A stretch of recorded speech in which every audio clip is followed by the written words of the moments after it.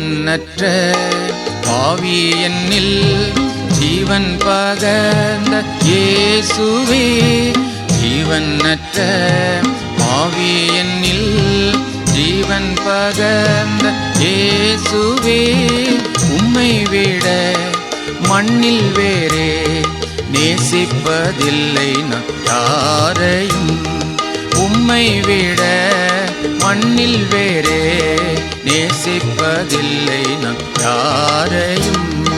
அன்பு நிறைந்த பொன் இயேசுவே, நின் பாத சேவையின் ஆசையே, அன்பு நிறைந்த பொன் இயேசுவே, நின் பாத சேவையின் ஆசையே.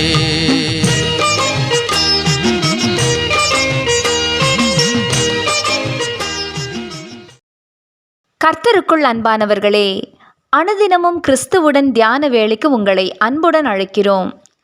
இன்றைய தியானத்திற்கான வேத வாசிப்பு தானியேல் 1ஆம் அதிகாரம் வசனங்கள் 17 முதல் 20 வரை. தியானத்தின் தலைப்பு, ராஜா என்ன சொல்வார்? இவர்கள் ராஜ சமூகத்தில் நின்றார்கள். தானியேல் 1ஆம் அதிகாரம் வசனம் 19. 3 வருஷமாக படித்து பரீட்சை எழுதிவிட்டு முடிவு வெளியாகும் நேரம் வரும்போது நமது மனநிலை எப்படி இருக்கும்? ஆனால் அந்த உணர்வு தானியேலுக்கும் நண்பர்களுக்கும் நிச்சயமாக இருந்திருக்காது. ஏனெனில் அவர்கள் தங்கள் காரியங்களை ராஜாவுக்கல்ல, ராஜாதி ராஜாவுக்கு உண்மையாக செய்து முடித்திருந்தனர். இறுதியில் ராஜ சமூகத்தில் இவர்கள் நிறுத்தப்பட்டார்கள்.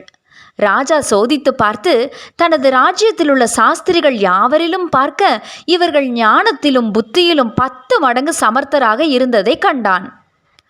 ஜோசியர்கள் வரப்போகும் காரியங்களை தங்கள் தெய்வங்களின் உதவியுடன் தான் கூறுவர். ஆனால் தானியேலில் ஒரு வித்தியாசத்தை ராஜா கண்டார். ஞானத்திலும் கூட இவர்கள் சிறந்து விளங்கினதை ராஜா கண்டார். இதன் ரகசியம் இதுதான்: அவர்கள் கர்த்தருக்குள் உண்மையாயிருந்தார்கள். கர்த்தரே அவர்களின் ஞானமாயிருந்தார்.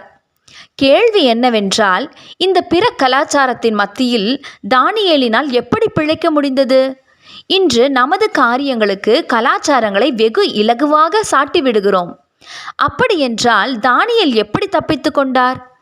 நாம் மாத்திரம் இன்று எப்படி கலாச்சாரத்துக்கு இலக்காகி நிற்கிறோம்? தானியேல் பாபிலோன் கலாச்சாரத்தை கற்றுக்கொண்டார். தனது பணிகளை மிகவும் கவனமாகவும் நேர்த்தியாகவும் செய்தார். ஆனால் எதற்கு முதலிடம் கொடுக்க வேண்டுமோ அதை சரியாக செய்தார் தானியேல். ஆம், அவர் தன் ஜெப வாழ்வில் பின்வாங்கி போகாமல் தேவ உதவியை பெற்றுக்கொண்டார். தானியேல் பிழைத்து கொண்டதன் ரகசியம் இதுதான். இன்று புறதேசங்களுக்கு செல்லும் நமது பிள்ளைகளின் வாழ்வு கேள்விக்குறியாக நிற்கிறது. ஒரு புதிய வேலை, புதிய அயலவர், புதிய சூழல் என்று கலாச்சார மாறுதல் நமக்குள் ஏற்படத்தான் செய்கின்றன. அந்த வித்தியாசமான பழக்க வழக்கங்கள் மத்தியிலும் நாம் எதற்கு முதலிடம் கொடுக்கிறோம்? கலாச்சாரத்தை தெரிந்து கொள்ள வேண்டியது, அயலவருடன் பழகி அவர்களுக்கு உதவ வேண்டியது மிக அவசியம். ஆனால் அவர்களுடன் இணைந்து கொண்டு நமது தேவனை மறந்து அவருக்கு கொடுக்க வேண்டிய நேரத்தை தவிர்த்து சூழலுடன் ஒத்திசைந்து வாழ்வோமானால் நாம் ராஜாதி ராஜாவின் சமூகத்தில் நிறுத்தப்படும் போது அவர் நம்மை எப்படி காண்பார்? பிரியமானவர்களே, இந்த உலக வாழ்வு நமக்கு ஒரு பரீட்சை களம். நமது வாழ்நாட்கள் தான் நமக்கு கொடுக்கப்பட்டுள்ள சோதனை காலம். அது முடிய நாம் ராஜ சமூகத்தில் நிறுத்தப்படுவது உறுதி. அப்போது நமது ராஜா நம்மை பார்த்து பெருமைப்படுவாரா, துக்கப்படுவாரா? ஜெபம் செய்வோமா? அன்பின் தேவனே, எனக்கு நீர் தந்த இவ்வுலக வாழ்வில் உமக்கே முதலிடம் தர தீர்மானிக்கிறேன். இந்த தீர்மானத்தில் நிலைத்திருக்க கிருபை தாரும். ஆமென்.